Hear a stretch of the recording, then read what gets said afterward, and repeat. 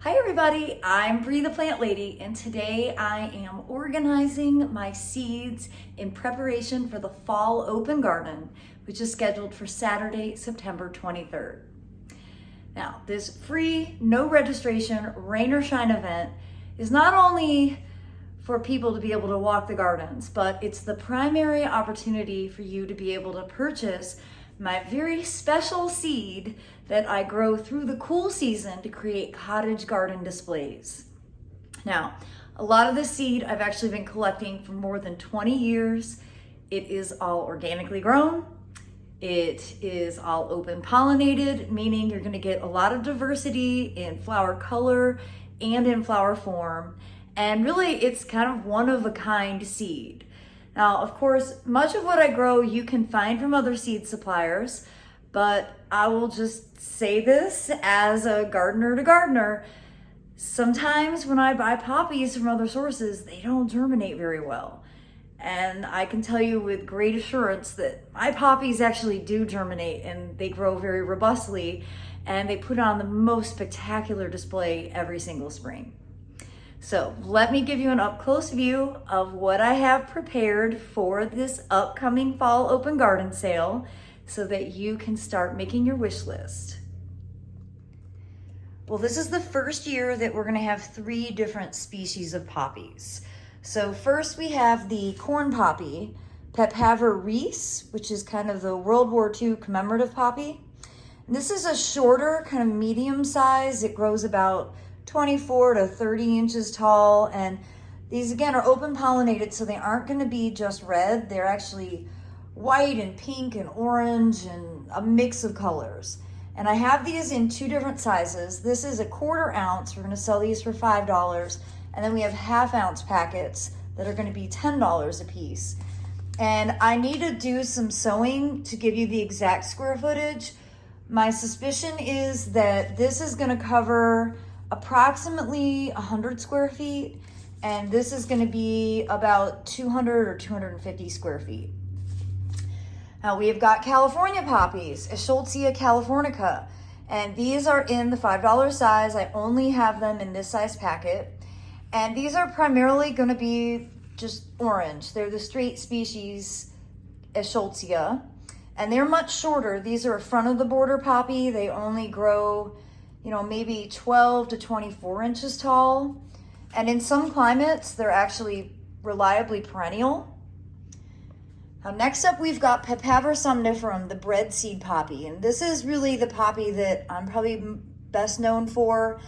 I started growing this 23 years ago as an intern at Montrose, and that's actually where I learned how to do all this cottage gardening from seed.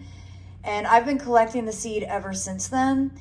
And remember, these are open pollinated, so they're going to be a wide range of colors from this is my favorite kind of raspberry color, but they're also red, they're white, they're lavender, and these are the tallest.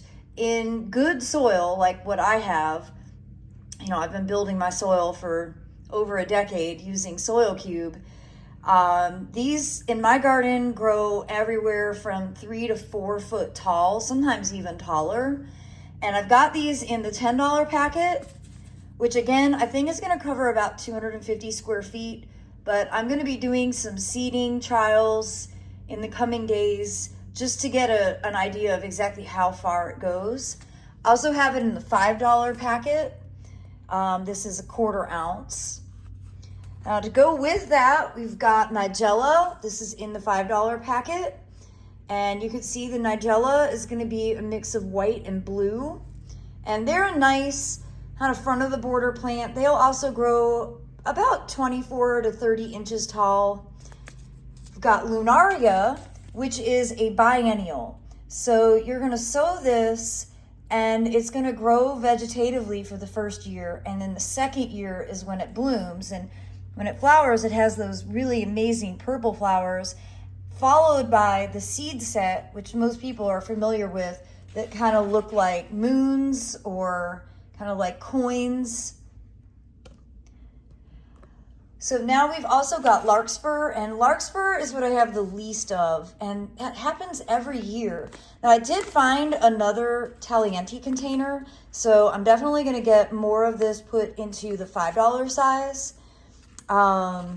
Larkspur is obviously also open pollinated, a wide variety of colors, and it can grow really tall. So this needs to be kind of middle or back of the border. Now I've also got cilantro, and these packets are really full. These will be $5. And you can see I grow them for their flower. It's this white flower that you see. And then we've got a ton of bachelor buttons. A ton of bachelor buttons. These packets are super full. And again, open pollinated, so lots of different color variation will be represented with each one of these packs. And these packs are gonna be $10.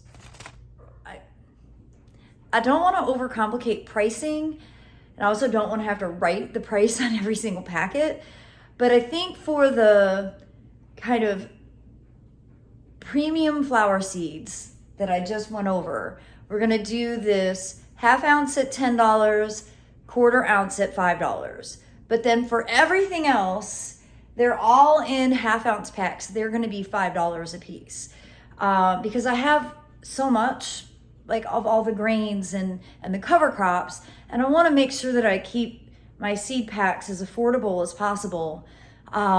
So the rest of what I'm gonna show you are half ounce packs that are going to be $5 each versus the half ounce packs of the premium flowers that are going to be $10 each. Now this is the first year that I've done the two different sizes and really just testing the waters to see how it goes. I know not everybody needs as much seed as what I normally would sell, and so that was the motivator to offer a smaller package that is maybe more accommodating for a smaller garden. So the cover crops include buckwheat, my favorite filler-inner of the gaps. And of course, that's a great white flower, and it's just an ideal, really fast-growing plant. I talk about it basically in every garden tour that I post. And my favorite companion with crimson clover is, with buckwheat is crimson clover. And this is our crimson clover. So these are not pelletized. These are what we collected, and the packs are really thick and dense. These are probably gonna cover a lot more than 250 square feet. Probably the bachelor buttons as well. I've also got tillage radish, or the daikon radish. I don't have a ton of this, but it's just my favorite plant for improving hard packed clay. And then as we move into the grains, I have got wheat. Of course, this is great for growing in the ground or for growing in containers. We've got barley, which is the ultimate beauty queen of the grain world. I've got a traditional rye, like a rye for cooking. And then I've got a cover crop rye, WA rye, which is really great for soil improvement, but you can also eat the seed. Like you can make rye bread from either of these. And then I've got a few seed packs of triticale left, which is a hybrid of wheat and rye. And so that's an intergeneric hybrid. And this is a really sturdy plant. These packs, again, I think these are actually 1 ounce packs. You could split that in half and do 2 containers, or you could do one really big clump, or you could mix it in with cottage garden seeds.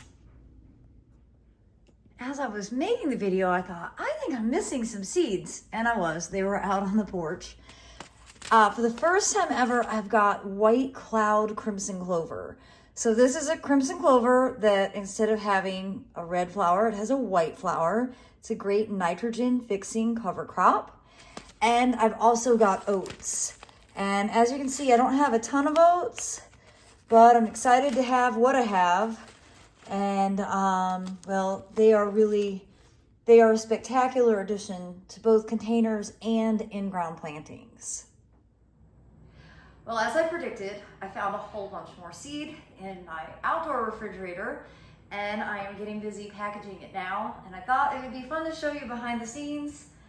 I literally put the seed in a bowl. I have a scoop. I have my measuring weight, and that's precisely how all the seed gets packaged. So part of the reason that I'm making this video now, several weeks before the open garden, is to get a proper inventory and figure out what I'm missing. And I found all of these that haven't been processed or haven't been packaged. And I have a strong suspicion that I have a bunch more in my shed refrigerator, which I'm going to go out and check. And this gives me enough time to order more envelopes and order more stickers if necessary, so that I'll have as many varieties as possible.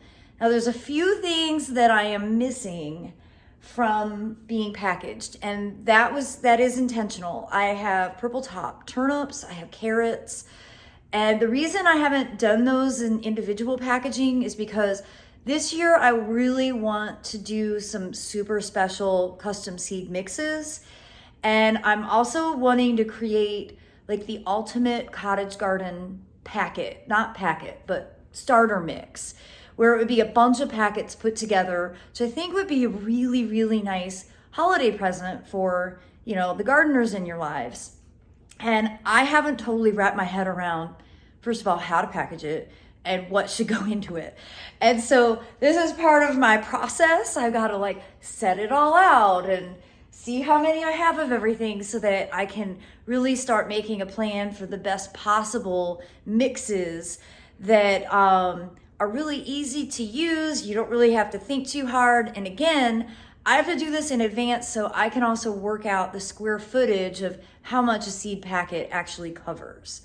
So I hope that this video will inspire you to attend the fall open garden and indulge in some seeds that are lovingly collected here from my garden.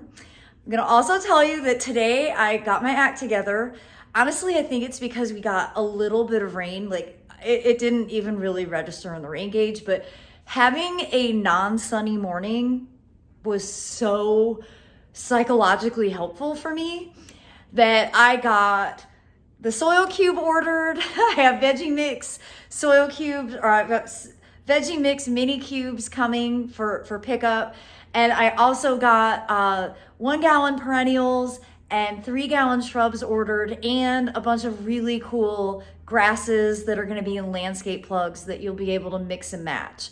So it won't just be a seed sale. I am gonna have some plants here. It'll definitely be smaller than the spring open garden. And that's just because I have a really busy travel schedule through October, and I can't deal with all the stuff that's left over. So I'm being really conservative in what I'm buying based off of knowing that like Aiden is gonna be the one that has to keep everything watered while I'm gone. I'm literally gone for half of October. So I was trying to be as logical and I guess as strategic as I possibly can to provide you all the best experience at the fall open garden, and also make sure that, you know, the leftovers won't be wasted in my absence. Well, I do look forward to welcoming you in a few weeks. Remember, the fall open garden is Saturday, September 23rd from noon to 4 p.m. It's free, no registration, rain or shine, and it's always a really fun time. So thanks so much for watching, everybody. Happy gardening.